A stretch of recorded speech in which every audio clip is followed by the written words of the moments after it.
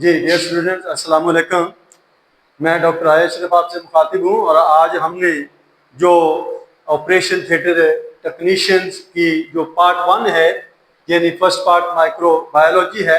Micro biology के अंदर जो हमारे पास नेक्स्ट आर्टिकल है वो है जेनेटिक्स है। जी हमने किसको स्टडी करना है? जेनेटिक्स है। तो जेनेटिक बेसिकली जो है दैट ब्रांच ऑफ साइंस है कंसिस्ट ऑफ जेनेटिक्स है, तो यानी जीन्स पर मुश्तमिल है। तो फर्स्ट इसमें जो पॉइंट हमने डिस्कस करना है, दिस इज कॉल्ड क्लासिफिकेशन है नंबर 1,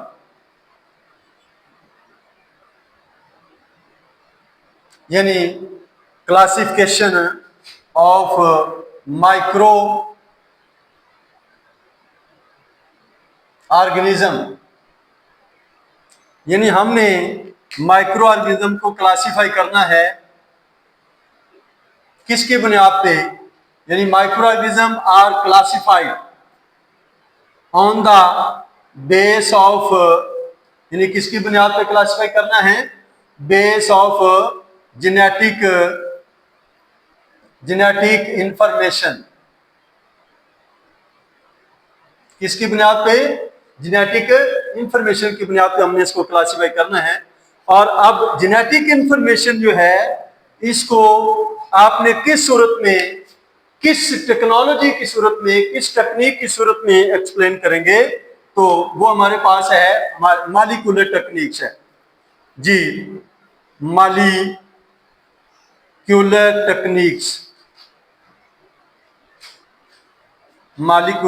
टेक्निक्स है।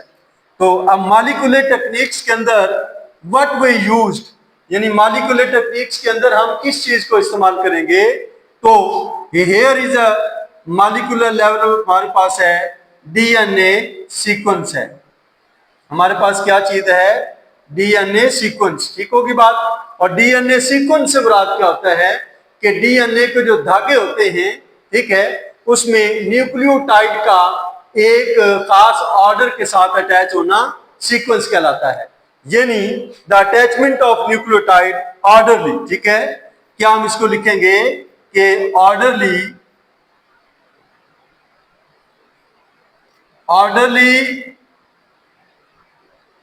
Arrangement of nucleotide, orderly arrangement of the nucleotide is called sequence है। मैं फिर से रिपीट कर रहा हूं कि हमने कहा कि जेनेटिक्स के अंदर वी क्लासिफाई माइक्रो ऑर्गेनिज्म को on the base of genetic information के लिहाज से, यानी जेनेटिक इंफॉर्मेशन का मतलब जीनियाती मालूमात। तो ये तमाम मालूमात का बेसिक यूनिट कौन है? जीन्स होते हैं। Genes are the basic unit of classification. ठीक है, तो जीन जो है वो आपकी इंफॉर्मेशन की बुनियादी इकाई है, जो आपको पेरेंट से ऑफस्प्रिंग में यानी वालिदैन से औलाद में मुंतकिल करता है। वो कौन है? जीन है। जीन बुनियादी इकाई है। जीन मिलते हैं, जीनोम है, जीनोम मिलते हैं, सेगमेंट मिलते हैं, तो आपका डीएनए बन जाते हैं।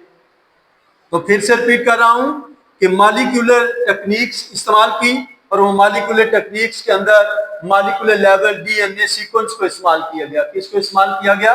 डीएनए सीक्वेंस यूज किया गया।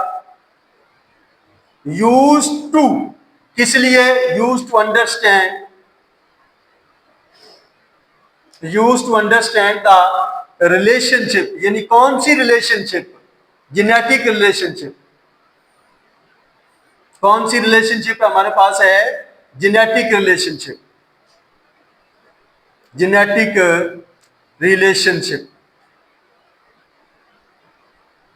ठीक है, और जेनेटिक रिलेशनशिप किसके दौरान है? माइक्रो ऑर्गेनिज्म के दरमियान। ठीक होगी बात। और उसके एनवायरनमेंट के दरमियान। यानी हमने कहा कि वो टेक्निक्स आगे कौन सी इस्तेमाल हो रही है, मैं यहां पे उसको राइट करता हूं कि ये हमारे पास है 16S-RRNA। ठीक होगी बात। मैं फिर से रिपीट कर रहा हूं कि कौन सी जो जेनेटिक इंफॉर्मेशन थी हमारे पास, जिसको हमने डीएनए सीक्वेंस है, और डीएनए सीक्वेंस को किस तकनीक, किस मॉलिक्यूलर लेवल के हिसाब से डिस्कस किया, वो हमारे पास जो इस्तेमाल हो रहा है वो एनालाइज ऑफ द 16SRRNA, यानी एस से मुराद क्या है, स्वीडबर्ग, ये यूनिट का नाम है, ठीक होगी बात। यानी 16S is the unit of ribosomal के अंदर आता है, यानी राइबोसोमल RRNA।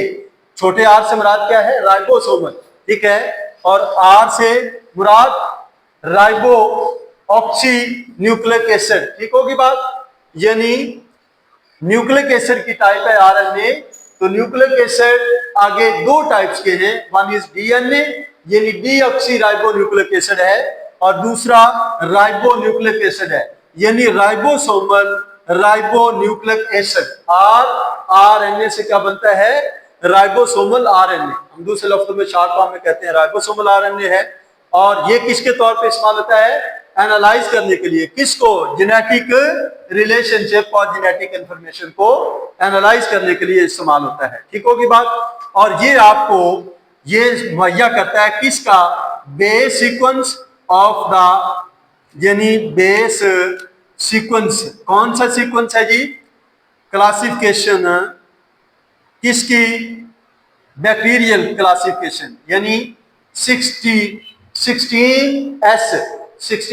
16SRRNA जो मॉलिक्यूलर टेक्निक है used for the classification of bacteria, यानी ये बैक्टीरिया की क्लासिफिकेशन के लिए इस्तेमाल किया जाता है। जी किसको इस्तेमाल किया जाता है, 16S मैंने बता दिया, स्वीडबर्ग नेम ऑफ साइंटिस्ट है, who discovered the ribosomal unit। मैं फिर से रिपीट कर रहा हूं कि 16S जो है, S used for the Swedberg, that is the Swedberg is the name of scientist who discovered the unit of ribosome। तो ये चूंकि 16S राइबोसोमल आरएनए है, तो इस वजह से 16S किसके लिए इस्तेमाल हुआ, ये एक सीक्वेंस है, ये एक मॉलिक्यूलर टेक्निक्स है, मॉलिक्यूलर टेक्निक है 16SRRNA, जिसको बैक्टीरियल क्लासिफिकेशन के लिए इस्तेमाल किया गया, ठीक होगी बात। नेक्स्ट हमारे पास है पैथोजेनिसिटी। हमारे पास नेक्स्ट पॉइंट जो इस्तेमाल होता है वो क्या है, पैथोजेनिसिटी। तो सिंपली बात है, हमने इसको क्लासिफिकेशन ऑफ ऑर्गेनिज्म, यहां पे भी हमारे पास क्या है, नंबर 1 जो है वो है क्लासिफिकेशन ऑफ माइक्रो ऑर्गेनिज्म है, यानी वो क्लासिफाई, किसको क्लासिफाई कर रहे हैं, माइक्रो ऑर्गेनिज्म को, किस हिसाब से, पैथोजेनिसिटी के लिहाज से। यानी हमने क्लासिफाई किया किसको, माइक्रो ऑर्गेनिज्म को ऑन द बेस्ड ऑन, यानी किस पे बेस किया, यानी दैट इज बेस्ड ऑन, यानी based on the cause of, किस पे किया, based on the cause of disease, ठीक है। यानी हमने बीमारी को बुनियाद बनाते हुए, पैथोजेनिसिटी का मतलब पैथोगाज से है, और पैथोजन यानी पैथोजेनिसिटी, पैथोजन लफ्ज कौन है, हार्मफुल माइक्रो ऑर्गेनिज्म, यानी पैथोजन माइक्रो ऑर्गेनिज्म है, कौन से, हार्मफुल है। तो इसका मतलब है हमने पैथोजेनिसिटी यानी वो ऑर्गेनिज्म को स्टडी करना है जो हमारे लिए हार्मफुल है, कौन से, वो ऑर्गेनिज्म जो हमारे लिए हार्मफुल है, जो बीमारियां फैलाते हैं, इन्फेक्टियस एजेंट हैं, हमने उनको स्टडी करना है किसके अंदर, पैथोजेनिसिटी के अंदर। तो पहली हमारे पास जो पॉइंट है वो है classification of micro organism based on the cause of disease, यानी हमने इनको उनके डिजीज काज करने के हिसाब से इनको क्लासिफाई किया, इनकी ग्रो बंदी की। तो उसके बाद हम इनको राइट करते हैं कि name of the pathogen, name of pathogens, यानी कौन कौन से पैथोजन हैं जिनको हमने एज अ पैथोजेनिसिटी के अंदर से क्लासिफाई किया, स्टडी किया। तो सबसे पहले ये हार्मफुल हैं, बैक्टीरिया, नंबर 1 पे बैक्टीरिया, आगे नंबर 2 पे वायरस, और नंबर 3 पे फंजाई, और आगे माइक्रो यानी harmful micro organism, harmful micro organism, यानी इसके अंदर आपके पास है प्रोटोजोन, प्रोटोजोन है, और पैरासाइट है, पैरासाइट्स। तो चूंकि पैरासाइट की भी आगे टाइप्स होती हैं, हम कहते हैं कि कुछ एक्टोपैरासाइट होते हैं और कुछ एंडोपैरासाइट्स होते हैं। ये तो थे नेम ऑफ द पैथोजन जो आपकी बॉडी के अंदर आपको हार्म करते हैं, यानी आपको नुकसान पहुंचाते हैं। तो इसके साथ ही हम आगे लास्ट डिस्कस करेंगे इंडस्ट्रियल एंड अप्लाइड माइक्रोबायोलॉजी। तो उसमें हम क्लासिफाई करेंगे किसकी बुनियाद पे। तो सिंपली बात मैं नाम से आपको इन्फॉर्म करता हूं कि किस तरह से हम इसको क्लासिफाई करेंगे। तो क्लासिफाई यानी क्लासिफिकेशन ऑफ, वो सेम वही है माइक्रो ऑर्गेनिज्म। तो हमने क्लासिफाई कर दिया किसको, माइक्रो ऑर्गेनिज्म को, किसकी बुनियाद पे, बेस्ड ऑन, यानी based on their application, based on their application के लिहाज से हमने इनको क्लासिफाई किया। किसके लिहाज से, एप्लीकेशन। ठीक है, तो एप्लीकेशन का मतलब इस्तेमालात बेटे, ठीक होगी बात। यानी यहां एप्लीकेशन का मतलब क्या है, इस्तेमाल है। वो कहते हैं कि बेस्ड ऑन देयर एप्लीकेशन, किसमें, इन द इंडस्ट्रीज, नंबर 1 बेटे, यानी इंडस्ट्रीज के अंदर, यानी हमने इसको इंडस्ट्रीज में इस्तेमाल किया किस लिए, फॉर द फर्मेंटेशन में। नंबर 1 हमने ए पॉइंट लिया, फर्मेंटेशन, यानी फर्मेंटेशन जो तमाम बेकरीज के प्रोसेस हैं वो तमाम के तमाम क्या करते हैं जी, फर्मेंटेशन इस्तेमाल होती है। ठीक है, तो फिर उसके बाद यानी फर्मेंटेशन की मैं डिटेल आपसे डिस्कस करता हूं कि ये in the absence of oxygen, यानी जो फर्मेंटेशन है वो हमेशा एब्सेंस ऑफ ऑक्सीजन है, यानी ऑक्सीजन की गैर मौजूदगी में।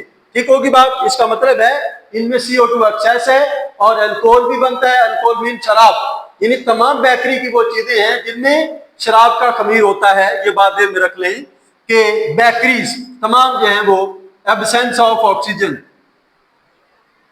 एब्सेंस ऑफ ऑक्सीजन है, यानी ऑक्सीजन की गैर मौजूदगी में ये काम हो रहा है। तो CO2 एक्सेस है, पायरुविक एसिड बनता है इसमें, तो अल्कोहल भी साथ बनता है। तो ये बात आपके दिल में रहे कि फर्मेंटेशन जो है वैसा प्रोसेस है जो बेकरीज में इस्तेमाल होता है, फर्मेंटेशन। ठीक होगी बात। तो फर्मेंट का मतलब खमीर उठाना।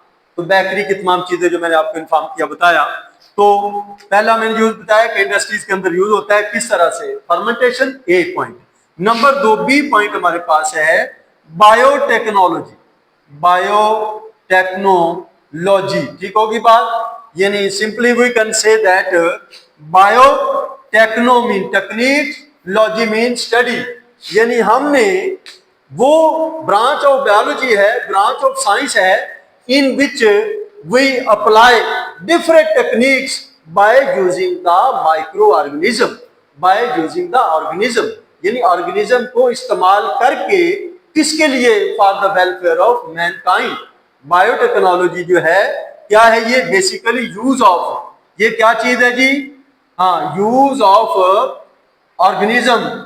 ठीक है, हाँ, it is the use of organism, किस लिए, for the welfare of Mankind, welfare of Mankind, इंसानियत की फायदे के लिए आप माइक्रो ऑर्गेनिज्म को इस्तेमाल करते हैं। किसको, माइक्रो ऑर्गेनिज्म को इस्तेमाल करेंगे, mean micro, micro organism, use of micro organism, biotechnology, that type of the knowledge of the science in which we use microorganism for the welfare of mankind, यानी इंसान के फायदे के लिए, ठीक है ना, यानी इंसान की फलाह बहबूद के लिए हम माइक्रो ऑर्गेनिज्म को इस्तेमाल करेंगे।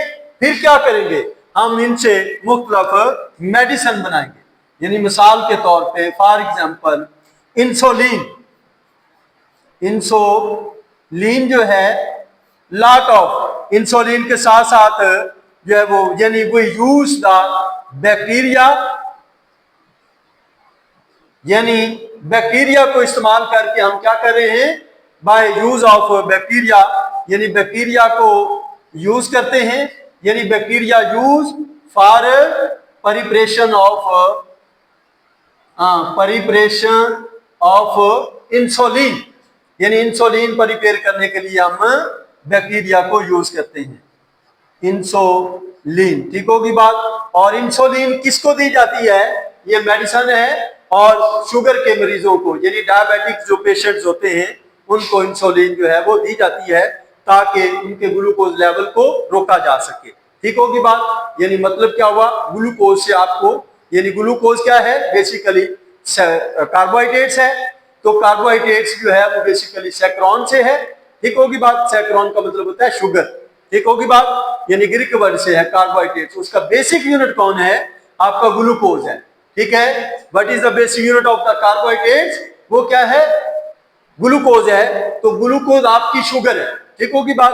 तो इसका मतलब है कि शुगर लेवल को कंट्रोल करने के लिए हमने इंसुलिन को तैयार किया।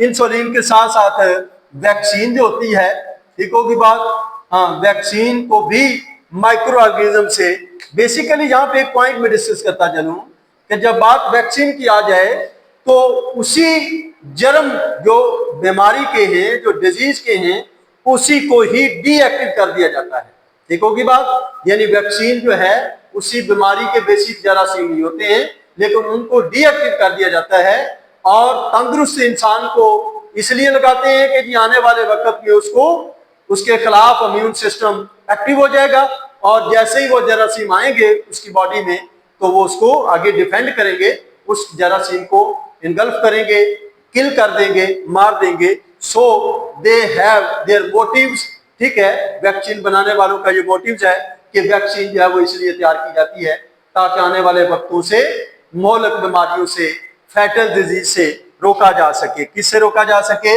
यानी प्रिवेंट द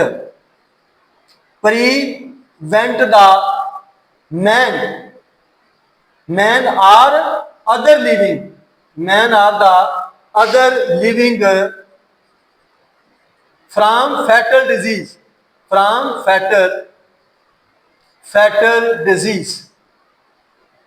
हाँ जी, डिजीज है, यानी फैटल डिजीज, मोहलक बीमारियों से बचा जा सके, ठीक है। In this way now today the lecture end, इंशाल्लाह we meet in the lecture tomorrow.